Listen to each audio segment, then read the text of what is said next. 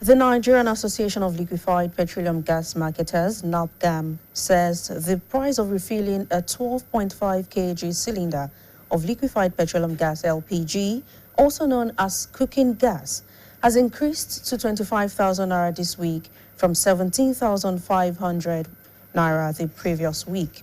The executive secretary of the association, Mr. Bassi Essien, said that the disruption of the product was disrupted by the recent industrial action by the Petroleum and Natural Gas Senior Staff Association of Nigeria, Pengasan. He added that the crisis involving Pengasan scuttled distribution, as many dealers could not replenish their stocks during the period.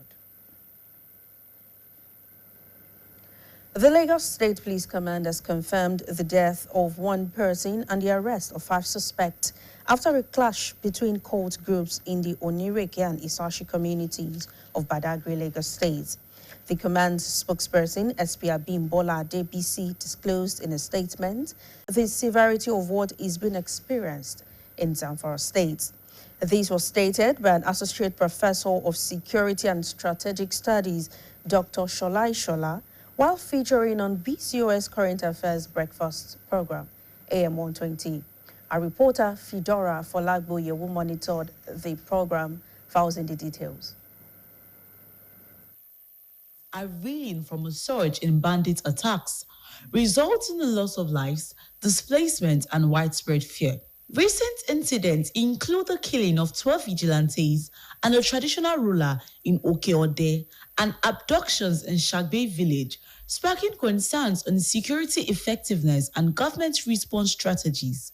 Discussing bandits' invasion of Kwara communities on BCOS AM 120, an associate professor of security and strategic studies, Dr. Shola Ishola, noted that one of Nigeria's major problems regarding insecurity is that actions are often reactive rather than anticipatory or proactive. He emphasized the need to look beyond Fulani herdsmen, acknowledging that the perpetrators are far more diverse. We are not always anticipatory, and one would have thought that when Niger State was so troubled, efforts should have been made to secure Ilorin and any border that bans Niger State. But it is certain now that we have not done that, and the tendencies that the so-called bandits, will now move down south if they find a favorable state,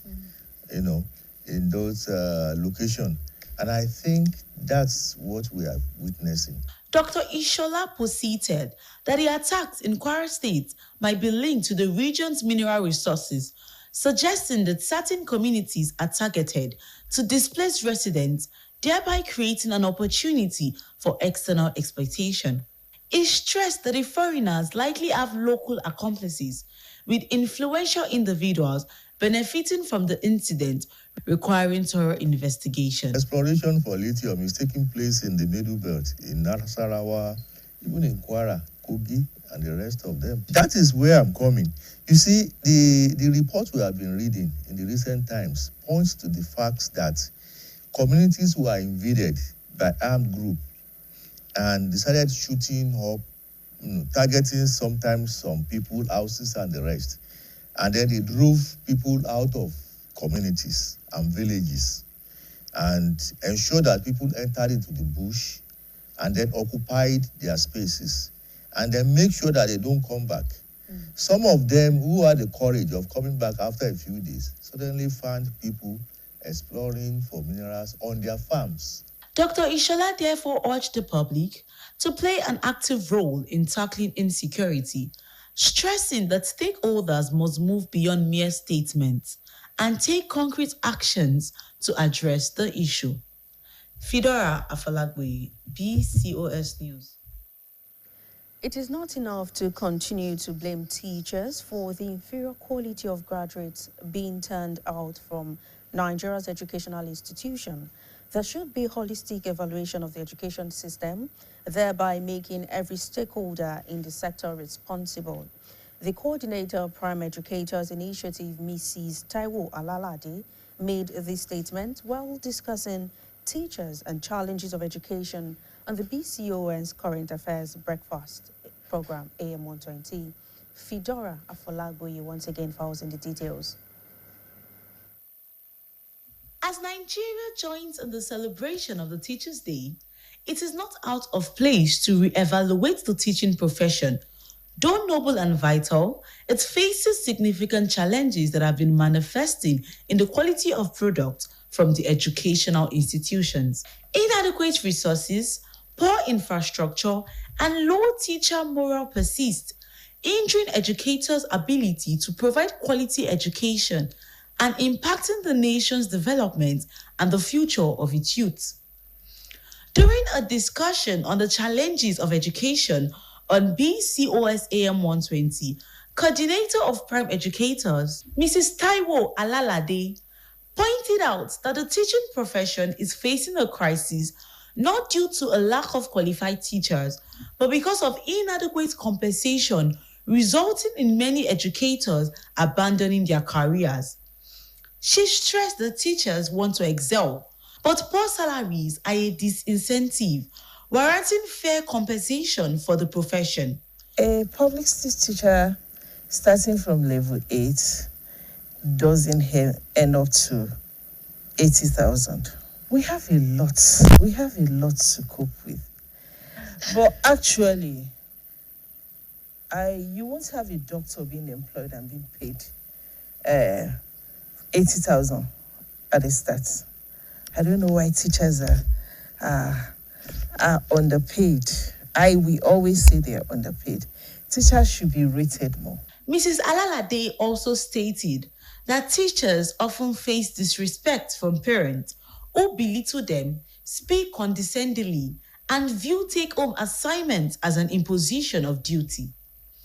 She reiterated that the education system is lagging behind and requires significant improvement that can only be achieved through collaborative efforts among stakeholders, including government, parents, and the community. I am a teacher. I know how I would like to defend that. For a child to do well, it has to do with every stakeholder, the parents, the community, the teachers, and the school, and the child himself. So there have been challenges in the education sector, and we have actually turned out half-baked graduates over the years.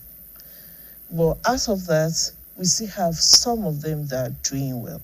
Mrs. Alalade therefore enjoined parents to support their children and work hand in hand with teachers, stressing that their involvement is indispensable for a child's success. Fidora Afolagoye, BCOS News. The Shooting Star Sports Club, 3SC of Ibadan, Sunday delighted their fans with a hard-fought 1-0 victory over Plateau United in the Professional Football League (NPFL). The crucial match day 7 win came in the presence of the club's #1 supporter, the Oyo State Governor, Engineer Seyi Makinde. A dramatic 94th minute goal by Ismail Adebayo sent the Lekon Salami Stadium into wild jubilation as the home fans celebrated another impressive performance from their team. Speaking after the thrilling encounter, Governor Makinde commended the players for their determination and noticeable improvement, pledging continuous government support and encouragement for the club. He urged the Oluyole Warriors not to relent in their efforts, assuring football lovers in the state of even better performances as the league progresses. With this victory, 3SC have now secured their third consecutive win, following their first away triumph of the season in March the 6th against Warri Wolves. And that ends the midday news. Thank you for staying with us. Good afternoon.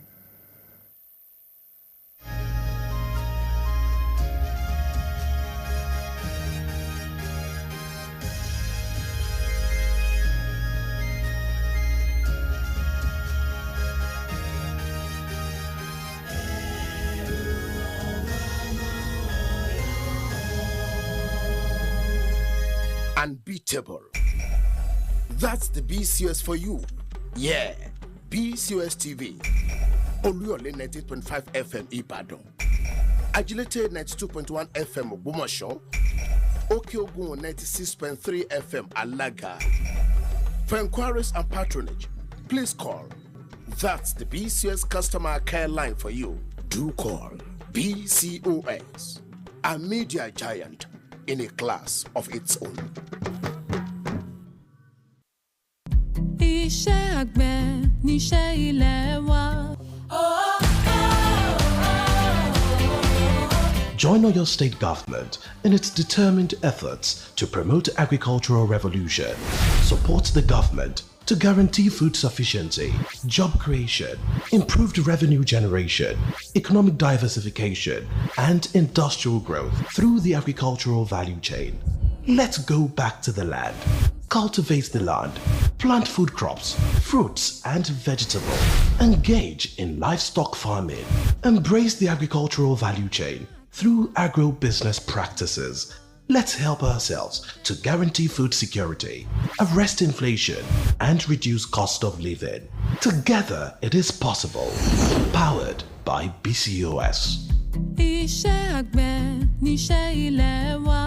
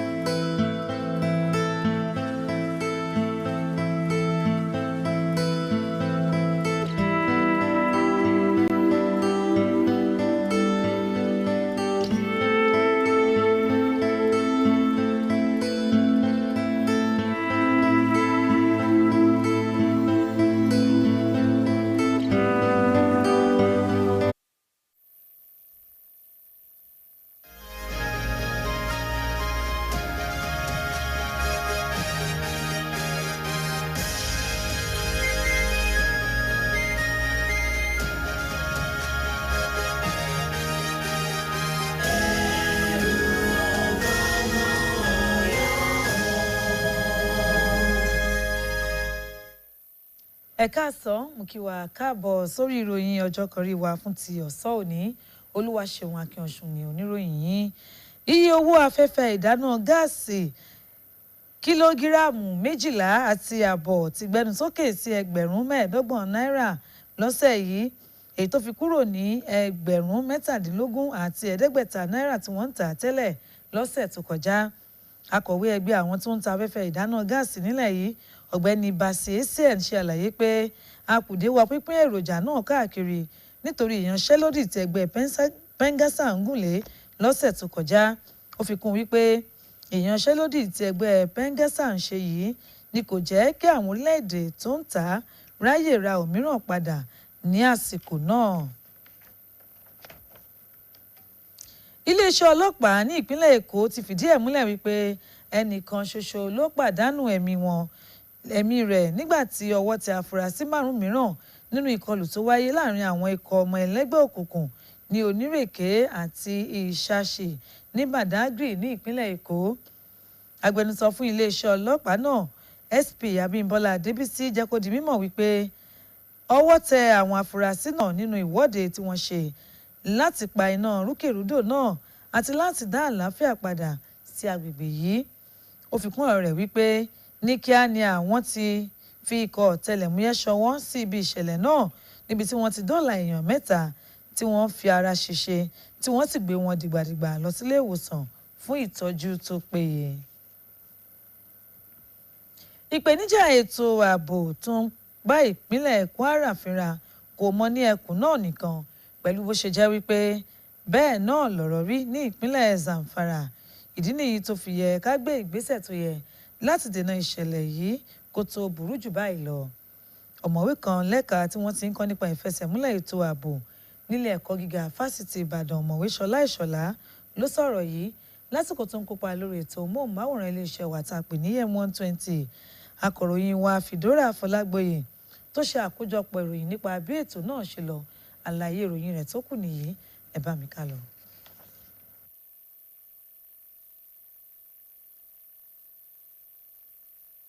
Lórí ìrànràn èyí tó sì ti ń ṣokùnfà òfò ẹ̀mí tó tún ti sọ àwọn mìíràn di aláìní ilé lórí, bẹ́ẹ̀ ló tún dá ìbẹ̀rùbojo sí ọkàn àwọn èèyàn. Ìṣẹ̀lẹ̀ tó wáyé láìpẹ́ yìí ní ti bí wọ́n ṣe gbẹ̀mí àwọn ikọ̀ ojúlàlá kan fi ń ṣọ́rí 12 àti ọba aláyé kan ní agbègbè Òkè Òde, àti bí wọ́n ṣe jí àwọn èèyàn gbé ní abúlé Ṣàgbé tó sì ti di nǹkan tí àwọn èèyàn ń fi ẹ̀rù ọkàn wọn hàn lé lórí, pàápàá jùlọ pẹ̀lú bí wọ́n ṣe ń béèrè pé kí ni ojúṣe àwọn òṣìṣẹ́ aláàbò gan àti ìyàwó ni ìjọba kọ sí i. Nígbà tó ń sọ̀rọ̀ lórí àkòrí tí wọ́n pè ní bí àwọn géńdé agbébọn ṣe ya wọ agbègbè ìpínlẹ̀ Kwara lórí ètò móhùnmáwòrán iléeṣẹ́ wa tá a pè ní M120, ọ̀mọ̀wé kan lẹ́ka tí wọ́n ti ń kọ́ nípa ìfẹsẹ̀múlẹ̀ ètò ààbò nílé ẹ̀kọ́ gíga fásitì Ìbàdàn, ọ̀mọ̀wé Ṣọlá Ìṣọ̀lá tọ́ka sí wípé ọ̀kan lára ìṣòro tí orílẹ̀-èdè wa Nàìjíríà ń kojú ní àìsí ètò ààbò tó dúró re, èyí tó sì yẹ ká gbé ìgbésẹ̀ tó yẹ lórí ẹ̀. Ó tẹnumọ́ ìdí tó fi yẹ ká má ṣe dá ètò ààbò tó mẹ́hẹ yìí lé orí àwọn Fúlàní darandaran nìkan. Ó fìdí ẹ̀ múlẹ̀ wípé ọ̀rọ̀ yìí kọjá àti àwọn ẹlẹ́sìn kan sí òmíràn. We are not always anticipatory, and one would have thought that when Niger State was so troubled, efforts should have been made to secure Ilorin and any border that bans Niger State. But it is certain now that we have not done that, and the tendencies that the so-called bandits will now move down south if they find a favorable state in those locations, and I think that's what we are witnessing. Ọ̀mọ̀wé Ìṣọ̀lá ṣe àlàyé wípé ìkọlù èyí tó ní ó ṣeéṣe kó jẹ́ wípé ó jẹ́ ọ̀nà láti lè lé àwọn olùgbé agbègbè náà kúrò, èyí tí yóò fún àwọn olùgbé ẹ̀dá yìí ní àǹfààní láti máa ráyè wọbẹ̀ máa kó wọn ní àwọn nǹkan àlùmọ́nì. Ó mẹ́nubà wípé àwọn ọmọ ilẹ̀ òkèèrè tó ṣeé ṣe kó tún lọ́wọ́ àwọn agbẹ̀yìnbẹ́bọjẹ́ tó jẹ́ àwọn tó wà ní agbègbè náà nú, pẹ̀lú àwọn tó lóko nílùú tó ń rí àǹfààní kan jẹ lára ìṣẹ̀lẹ̀ yìí ló wà nídìí ọ̀rọ̀ náà tó sì nílò ká ṣe ìwádìí tó jinlẹ̀ lórí ẹ̀. Exploration for lithium is taking place in the Middle Belt, in Nasarawa, even in Kwara, Kogi, and the rest of them. That is where I'm coming. You see, the report we have been reading in the recent times points to the fact that communities who are invaded by armed groups and decided shooting up, targeting sometimes some people, houses, and the rest. And then they drove people out of communities and villages and ensured that people entered into the bush and then occupied their spaces and then make sure that they don't come back. Some of them who had the courage of coming back after a few days suddenly found people exploring for minerals on their farms. Ọ̀mọ̀wé Ìṣọ̀lá wá rọ àwọn aráàlú láti kó ipa tiwọn náà nídìí wíwá ojútùú sí ìṣòro ètò ààbò. Ó mẹ́nubà wípé àwọn tọ́rọ̀ kàn náà gbọ́dọ̀ gbé ìgbésẹ̀ tó yẹ yàtọ̀ fún kí wọ́n máa fi ìwé ìbánikẹ́dùn ránṣẹ́ nìkan bí kò ṣe wípé kí wọ́n gbé ìgbésẹ̀ tó lágbára láti wá ojútùú sí ìṣòro ètò ààbò tó ń bá agbègbè Kwara fínra. Olúwaṣeun Akínọ̀sùn ló ń ròyìn fún iléeṣẹ́ BCOS. Bákan náà kò yẹ ká máa di ẹ̀bi àwọn akẹ́kọ̀ọ́ jáde tí kò kójú òṣùwọ̀n tó ń jáde láwọn ilé ẹ̀kọ́ wa nílẹ̀ yìí ru àwọn olùkọ́ nìkan bí kò ṣe pé ká ṣe àgbéyẹ̀wò ìlànà ìkẹ́kọ̀ọ́ orílẹ̀-èdè yìí. Olùdarí àjọ ètò ẹ̀kọ́ kan tí wọ́n pè ní Prime Educators arábìnrin Taiwo Ọlálàdé ló sọ̀rọ̀ yìí lásìkò tóun náà kópa lórí ètò iléeṣẹ́ wa AM 120 níbi tí wọ́n ti ń ṣe àgbéyẹ̀wò kókó tí wọ́n pè ní àwọn ìpèníjà tó ń kojú ẹ̀ka ètò ẹ̀kọ́ ilẹ̀ yìí àtàwọn olùkọ́. Akọ̀ròyìn iléeṣẹ́ wa BCOS Fìdórà Fọlágboyè ó tọpinpin bí ètò náà ṣe lọ. Àkójọpọ̀ ìròyìn rẹ̀ tó kù nìyí, ẹ jẹ́ kí n ná yín. Bí orílẹ̀-èdè wa Nàìjíríà ṣe ń darapọ̀ mọ́ àwọn orílẹ̀-èdè tó kù láti ṣe àyájọ́ ọjọ́ àwọn olùkọ́ fún tọdún yìí, ó ṣe pàtàkì ká ṣe àtúngbéyẹ̀wò iṣẹ́ àyàn láàyò náà tí í ṣe iṣẹ́ olùkọ́, pàápàá jùlọ nípa àwọn ìpèníjà tó ń kojú ẹ̀ka yìí èyí tó ti ṣe àkóbá fún àwọn akẹ́kọ̀ọ́ tá à ń pèsè jáde láwọn ilé ẹ̀kọ́ wa gbogbo lórílẹ̀-èdè yìí. Àìlè ná owó tó tó owó sí ẹ̀ka ètò ẹ̀kọ́, àìsí àwọn ohun èlò amáyédẹrùn tó pójú owó tó fi mọ́ bí kò ṣe sí ìwúrí fún àwọn olùkọ́ láti ṣe iṣẹ́ wọn gẹ́gẹ́ bó ṣe yẹ jẹ́ ara nǹkan tó ń ṣe àkóbá fún ìpèsè ètò ẹ̀kọ́ tó yè kooro ní orílẹ̀-èdè yìí, pàápàá jùlọ lọ́nà tó fi ń ṣe àkóbá fún ìdàgbàsókè orílẹ̀-èdè wa Nàìjíríà àti àwọn ọ̀dọ́. Lásìkò tó ń sọ̀rọ̀ lórí kókó tí wọ́n pè ní àwọn ìpèníjà tó ń bá ètò ẹ̀kọ́ fínra lórí ètò móhùnmáwòrán iléeṣẹ́ wa AM 120, olùdarí àjọ kan tó jẹ́ ti ètò ẹ̀kọ́ èyí tí wọ́n pè ní Prime Educators arábìnrin Taiwo Ọlálàdé tọ́ka sí wípé iṣẹ́ àyàn láàyò olùkọ́ jẹ́ èyí tí ó ti ń kojú àwọn ìpèníjà lóníranran bí àìsí àwọn olùkọ́ tó pójú owó èyí tó jẹ́ wípé àìsí ìwúrí tó tọ́ fún wọn ló ṣokùnfà rẹ̀ tó sì ṣokùnfà bí àwọn èèyàn ṣe ń kọ iṣẹ́ àyàn láàyò náà sílẹ̀. Ó tẹnumọ́ wípé àwọn olùkọ́ náà nílò ìgbéga àmọ́ owó oṣù tí ò tó nǹkan tí wọ́n ń gbà kò jẹ́ kí èyí ó ṣeé ṣe. Arábìnrin Ọlálàdé ṣe àlàyé wípé àwọn olùkọ́ ni àwọn èèyàn máa ń fi ojú tẹ́ńbẹ́lú wọn, pàápàá jùlọ àwọn òbí tó jẹ́ wípé nígbà yòówù tí wọ́n bá fún àwọn ọmọ wọn ní iṣẹ́ àmúrelé ni wọ́n máa ń gbéná wojú wọn tó sì dàbí ẹni wípé wọ́n máa ń fi ojúṣe tó yẹ kó jẹ́ ti òbí sí ọrùn àwọn olùkọ́ nìkan. Ó tẹnumọ́ wípé ẹ̀ka ètò ẹ̀kọ́ wa ń jó àjórẹ̀yìn tó sì nílò ká tètè wá nǹkan kan ṣe sí i, pàápàá jùlọ pẹ̀lú ìrànlọ́wọ́ gbogbo àwọn tọ́rọ̀ ẹ̀ka ètò ẹ̀kọ́ kàn nínú èyí tá a ti rí ìjọba, àwọn òbí àti àwùjọ wa. Arábìnrin Ọlálàdé wá rọ àwọn òbí láti máa ṣe ìrànwọ́ fún àwọn ọmọ wọn. Bákan náà ni wọ́n tún fọwọ́sowọ́pọ̀ pẹ̀lú àwọn olùkọ́. Ó mẹ́nubà wípé àwọn òbí náà gbọ́dọ̀ kó ipa tiwọn sí àṣeyọrí àwọn ọmọ wọn. Olúwaṣeun Akínọ̀sùn ló ń ròyìn fún iléeṣẹ́ BCOS. Ẹgbẹ́ agbábọ́ọ̀lù Shooting Stars 3SC ìlú Ìbàdàn dẹ́rìpẹ̀kẹ́ àwọn olólùfẹ́ wọn pẹ̀lú bí wọ́n ṣe fi àgbà àwọn ẹgbẹ́ agbábọ́ọ̀lù Plateau United pẹ̀lú àmì ayò 1-0 nínú ìdíje eré bọ́ọ̀lù líìgì ilẹ̀ wa. Ìdíje eré bọ́ọ̀lù yìí ni ẹni àkọ́kọ́ tó jẹ́ olólùfẹ́ ẹgbẹ́ agbábọ́ọ̀lù náà ti ṣe gómìnà ìpínlẹ̀ Ọ̀yọ́ onímọ̀ ẹ̀rọ Ṣèyí Mákindé náà wà níkàlẹ̀ láti wo bí ìdíje ọ̀hún ṣe lọ. Àmì ayò náà tí Ismail Adébáyọ̀ gbá sínú àwọn ní ìṣẹ́jú 94 ló mú kí àwọn èèyàn fò fáyọ̀ ní pápá ìṣeré Lẹ́kan Sàlámì. Nígbà tó ń sọ̀rọ̀ lópin ìdíje yìí, gómìnà Mákindé gbóṣùbà fún àwọn agbábọ́ọ̀lù náà fún ìpinnu wọn tó sì ṣèlérí láti máa ṣùgbà wọn lóòrèkóòrè. Ó wá ké sí ẹgbẹ́ agbábọ́ọ̀lù Olúyọ̀lé Warriors láti má ṣe káàárẹ̀ tó sì fi dá àwọn olólùfẹ́ ẹgbẹ́ agbábọ́ọ̀lù náà lójú pé